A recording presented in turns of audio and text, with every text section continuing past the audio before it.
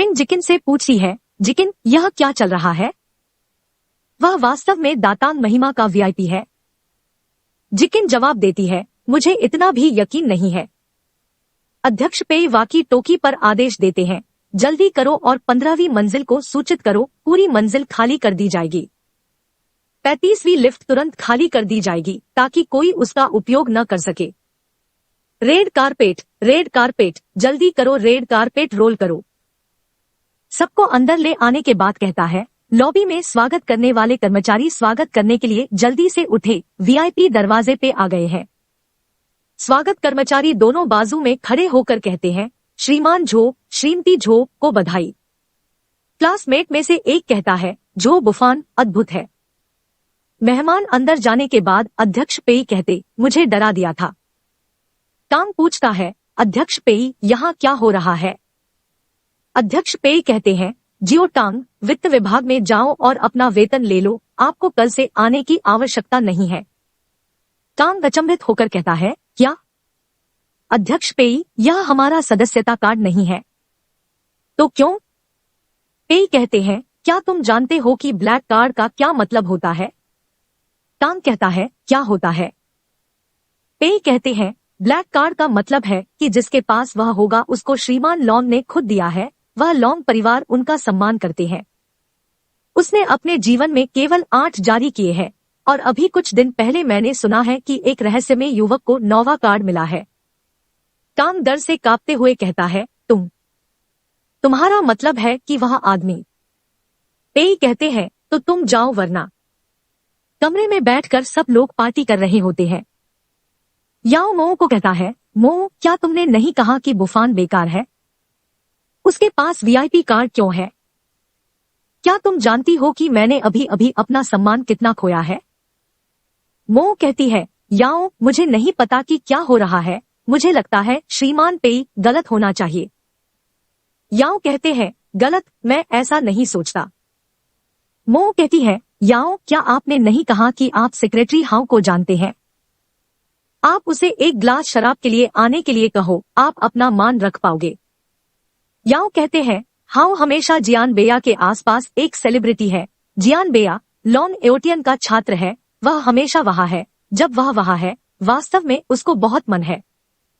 मो कहती है, तो आप किसका इंतजार कर रहे हैं, उसको बुलाओ।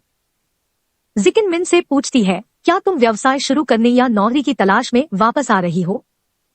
बेहतर होगा कि मेरे पास मदद के लिए आओ। मिन कहती है, काश, मेरे पिताजी बीमार है और मदद के लिए मार्शल आर्ट में जाना चाहते हैं। एक क्लासमेट कहता है, यह पता चला कि सेक्रेटरी हाउ आ गए हैं। दूसरा कहता है, सेक्रेटरी हाउ? हाउ कमरे में अंदर आते हैं।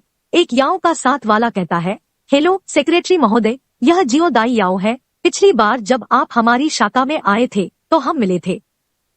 हाउ कहते हैं, ओह हेलो।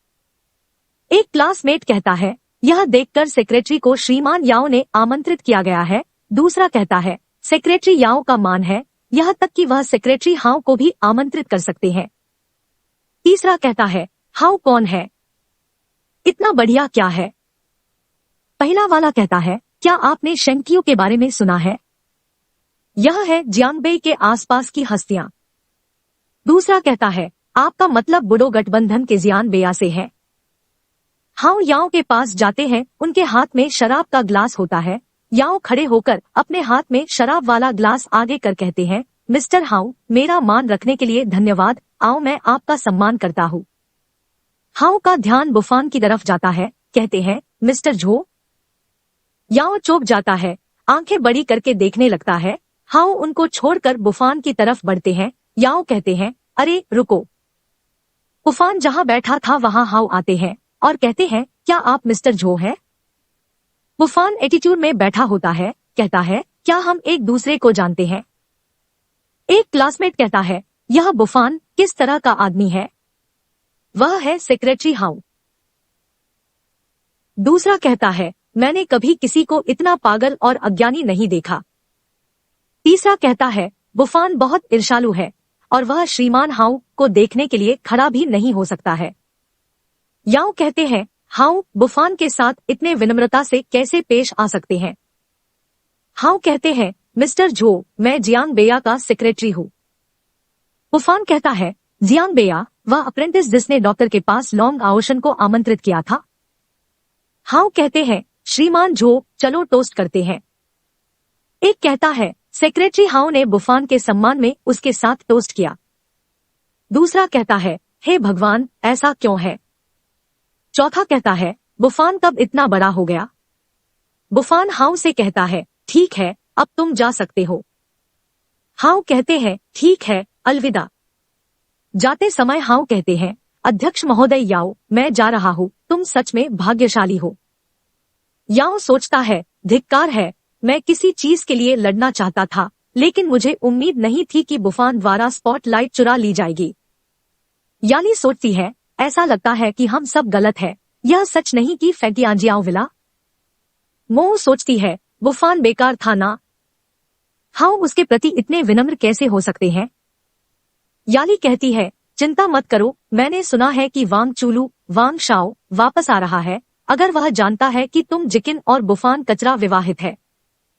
मैंने सुना है कि झो परिवार की वजह से वांग शाओ को जिकिन को छोड़ने के लिए मजबूर होना पड़ा था। अब वांग शाओ मार्शल आर्ट में बहुत कुशल है। पार्टी खत्म होने के बाद मिन बुफान और जिकिन क्लब से बाहर आते हैं। जिकिन कहती है, तुम लोग यहाँ मेरा इंतजार करो, मैं गाड़ी लेकर आती हूँ।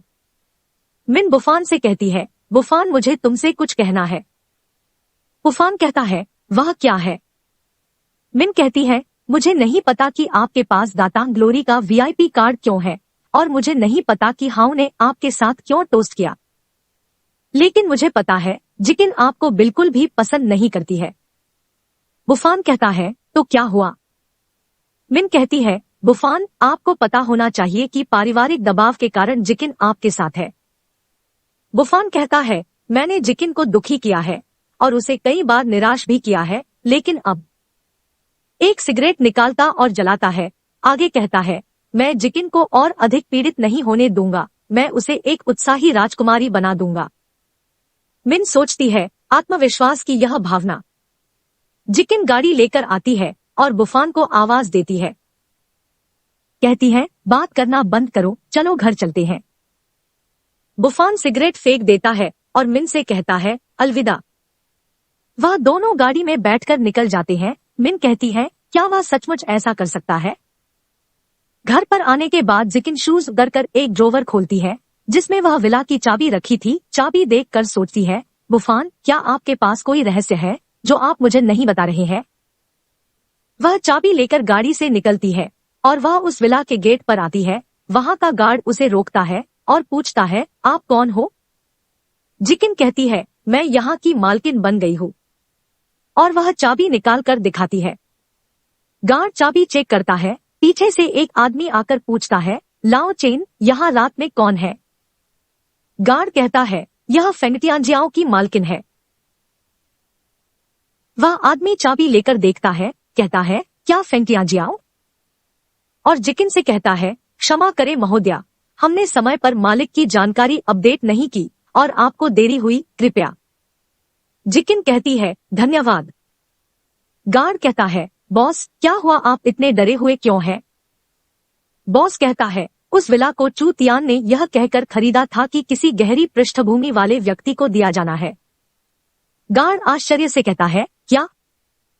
जिकिन विला के दरवाजे के पास जाकर चाबी लगाती है और दरवाजा खोलती है। लाइट जलने लगती है। जिकिन कहती है, बुफान, क्या यह सच है।